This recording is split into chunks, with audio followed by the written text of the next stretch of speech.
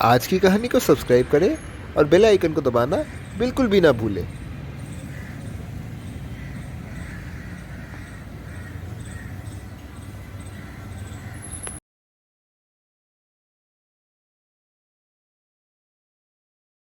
एक राजा था और उसका एक सुंदर सा बगीचा था।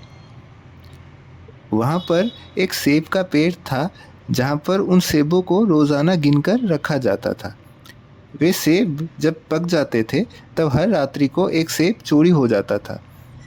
राजा अपने माली को सेब की देखभाल करने का आदेश देता है। माली अपने बड़े पुत्र को बगीचे में देखभाल करने के लिए कहता है। वह रात्रि को वहाँ बगीचे में सो जाता है। अगले सवेरे तक उसे सेब कुछ गायब मिलते हैं। फिर से वह दूसरे संतान को देखभाल करने के लिए कहता है। वह भी देखभाल करते हुए रात्रि को सो जाता है। अब वह माली तीसरे लड़के को देखभाल करने के लिए कहता है। रात्रि को वह कुछ शोर सुनता है और एक सोने की चिड़िया को उड़ते हुए देखता है। वह एक सेब को चोंच से ठुकराते हुए देखता है। तभी वह तीर उस पर चलाता है।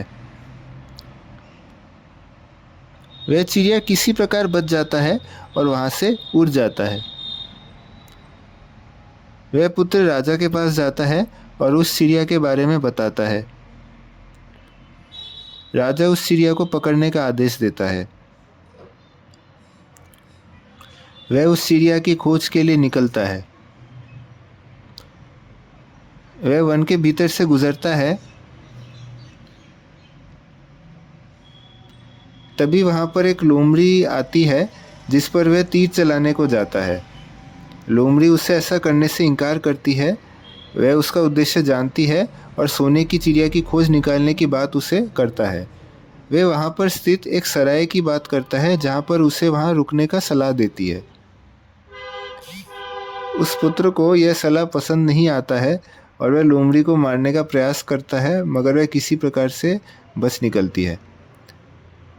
वह संध्या को एक सराय पर जा ठहरता है। वह वहाँ पर उस सराय पर जाकर शरण लेता है। वह वहाँ सराय पर रुकता है और चिड़िया के बारे में भूल जाता है। कई दिन बीत जाते हैं, वह घर को नहीं लौटता है। उसको खोज करने के लिए दूसरे पुत्र को भेजा जाता है। वह भी वहाँ पर लोमड़ी से मिलता है।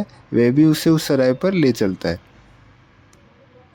वह भी वहाँ पर रुक जाता है और वापस नहीं लौटता है। उसके बाद छोटे पुत्र चिड़िया की खोज के लिए जाता है, परंतु इस बार वह कोई गलती नहीं करता है। वह लोमड़ी से मिलता है और उसको अपना उद्देश्य बताता है और उसके संग किले की ओर जाता है जहाँ पर वह चिड़िया बंद थी। वह उस किले की ओर ले चलता है।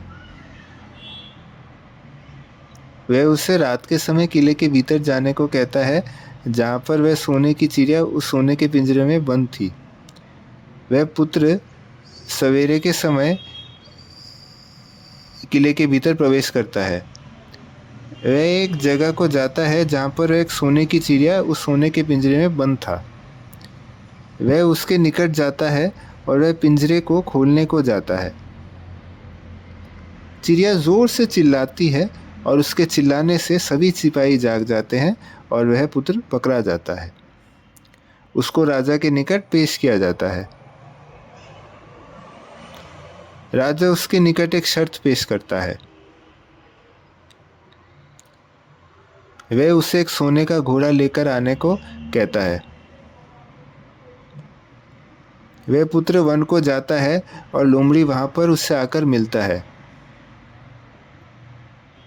वह उससे उसकी बातें ना सुनने के बारे में पूछता है और उसे घोड़ा खोजने की बात लोमड़ी को बताता है। वह लोमड़ी को अपने संग चलने की मांग करता है। वह उसकी बात को रखता है और उसके संग एक सुंदर घोड़ा राजा के लिए तलाशने को जाता है। वह उस घोड़े की कक्ष की ओर जाते हैं। तभी वह पुत्र घोड़े को पकड़ने जाता है। तभी वह घोड़ा हिनहिनाता है और सिपाही जाग जाते हैं और इसी के साथ वह पुत्र फिर से पकड़ा जाता है। उसको फिर से राजा के सामने पेश किया जाता है। राजा उसके आगे फिर से एक शर्त रखता है। वह पुत्र को सोने की पक्षी और घोड़ा दोनों लौटाएगा, बदले में उसको राजकुमारी के महल के निकट पहाड़ी क्षेत्र को साफ करना होगा। अगले दिन राजा खिड़की से पहाड़ी को साफ देखता है। राजा उस पर अपना आभार व्यक्त करता है और उसे एक आखिरी मांग करता है। वह उसे अपनी राजकुमारी को अपनाने के लिए कहता है। वह उस लोमड़ी दोस्त के पास जाता है और लोमड़ी राजकुमारी से मिलने का उपाय बताता है। राजकुमारी नहा धोकर तैयार होती है। उस समय वह उसके द्वार तक पहुंचता है और उससे मिलता है। इसी बीच वह लोमड़ी भी उसके भीतर जाकर उस पक्षी को आज़ाद कर देता है। वह राजकुमारी के पास जाता है और उसका हाथ पकड़कर अपने संग घोड़े पर सवार होता है। पुत्र राजकुमारी संग घोड़े पर सवार होते हैं और आगे को बढ़ते हैं। वे आगे शहर की ओर बढ़ते हैं, तभी वहाँ पर दो चोर थे जिनको दंडित किया जा रहा था, जो कि उसके सगे भाई थे। कुछ दिनों के बाद वह उस लोमड़ी के पास वन को वापस जाता है और लोमड़ी आत्महत्या करता है और इसी के साथ वह मर जाता है और एक इंसान में बदल जाता है जो कि राजकुमारी का भाई था। अगर आपको आज की कहानी पसंद आई हो तो कहानी को लाइक करें, इसको शेयर करें और चैनल को सब्सक्राइब करें। नमस्कार।